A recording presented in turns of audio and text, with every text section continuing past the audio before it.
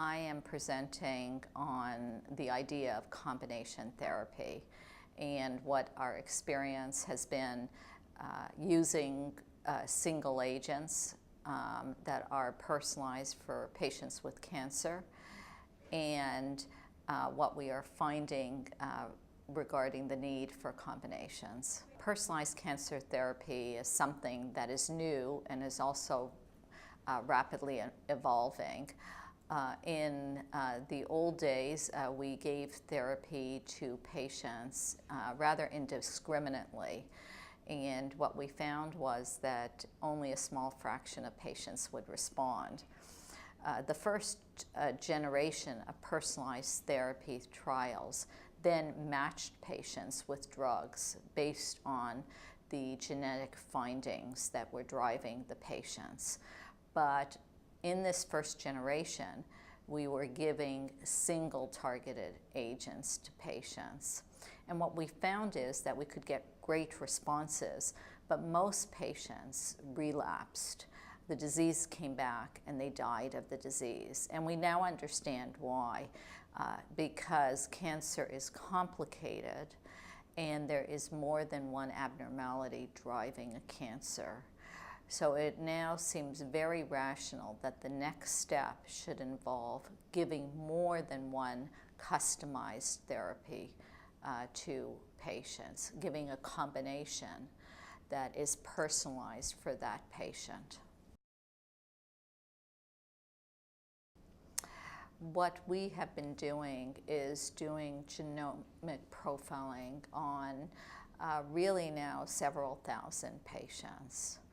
And what we see is that virtually all patients, especially patients with metastatic disease, have multiple genomic abnormalities. The average patient has 5 or 6 important abnormalities, and some patients have 14 or more abnormalities. So that means that targeting just one of them is not going to reverse the tumors on a permanent basis. In fact, we now feel that we've been very fortunate that patients respond when we take out one of those abnormalities, when we target one of those abnormalities. But the responses, as I mentioned, are not permanent. So we have been building clinical trials that incorporate combinations of therapy and not just single agents. The abnormalities encompass several hundred genes that are related to cancer. And I think one of the interesting things that we find is that if you look at a patient with breast cancer, they can have almost any one of those several hundred abnormalities. So it's not confined to 2 or 3 or 10.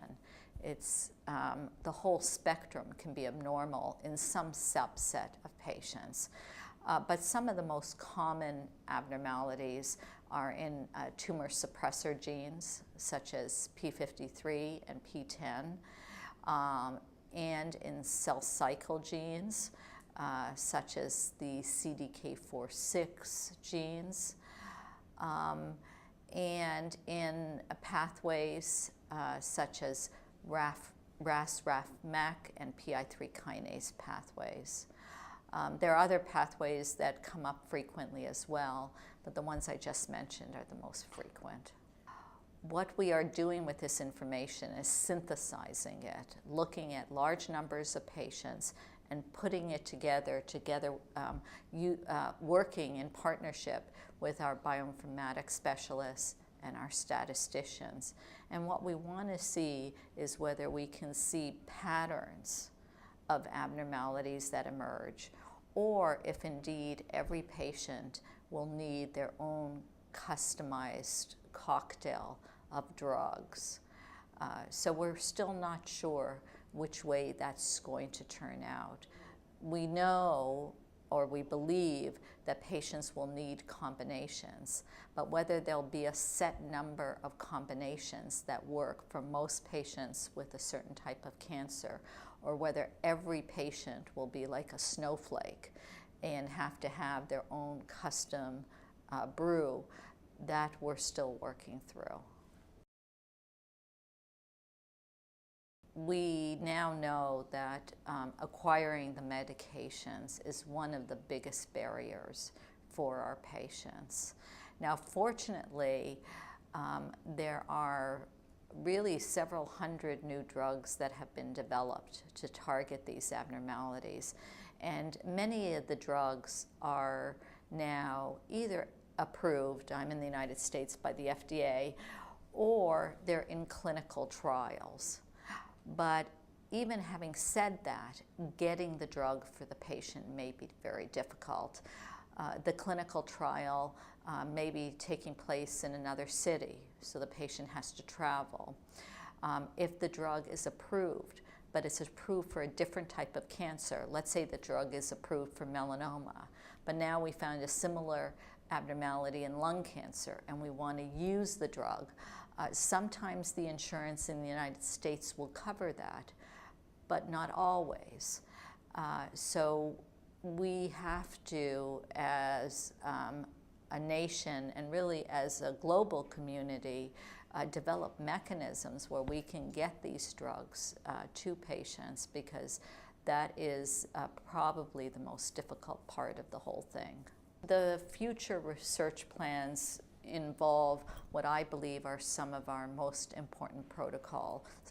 First of all, there is WINTER, which involves identifying either genomic or transcriptomic, which is at the RNA, abnormalities, and matching patients to drugs.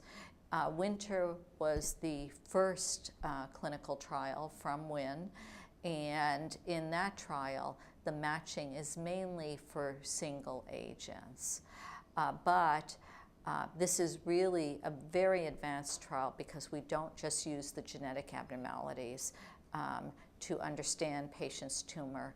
We also look at the RNA. We look deeper in the cell than really just about any other trial that I know.